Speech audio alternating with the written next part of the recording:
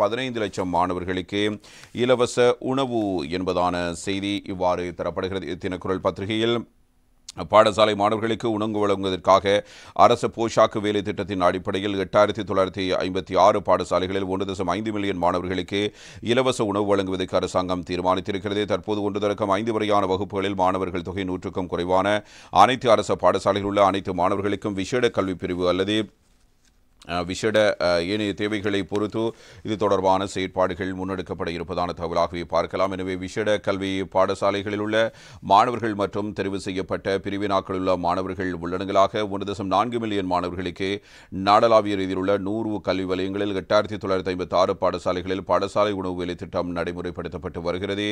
இந்த வேலை திட்டத்தை மேலும் திட்டமிட்ட வகையில் 2025ஆம் ஆண்டில் நடைமுறைப்படுத்தவும் ஆண்டுக்கான உயர்ந்தபட்சம் 1.5 மில்லியன் மாணவர்கள் பயனடையக்கூடிய வகையில் வரவு செலுத்தத்தில் நிதி ஒதுக்குவதற்கும் கல்வி உயர்கல்வி மற்றும் தொழிற்கல்வி அமைச்சராக பிரதமர் சமர்ப்பித்துள்ள யோசனைக்கு அமைச்சரவை அங்கீகாரம் கிடைத்திருப்பதான இன்னும் ஒரு தகவல் வெளியாகி இருக்கிறது. அதே நேரத்தில் இன்னும் ஒரு செய்தியை பார்க்கலாம். பாதனை வழங்கும் வேலை திட்டம் 8 லட்சம் மாணவர்களுக்கு தலா 3000 ரூபாய் வவுச்சர் என்பதான செய்தி.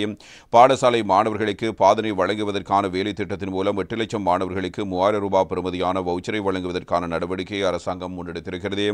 2015ஆம் ஆண்டு தொடக்கம் தெரிவு செய்யப்பட்ட மாணவர்களுக்கு பாடசாலை பாதனை வழங்கும் வேலை திட்டம் கல்வி அமைச்சின் மூலம் நடைமுறைப்படுத்தப்பட்டுள்ளதோடு 2020ஆம் ஆண்டு தொடக்கம் 2023ஆம் ஆண்டு வரைக்கும் தெரிவு செய்யப்பட்டுள்ள பிரிவினாக்கள் உள்ள பௌத்த துறவு மாணவர்கள் மற்றும் ஏனையவர்களுக்கு இதனை வழங்குவதற்கு தேவையான நடவடிக்கைகள் எடுக்கப்பட்டிருப்பதான செய்தியாக இதனை காணலாம்.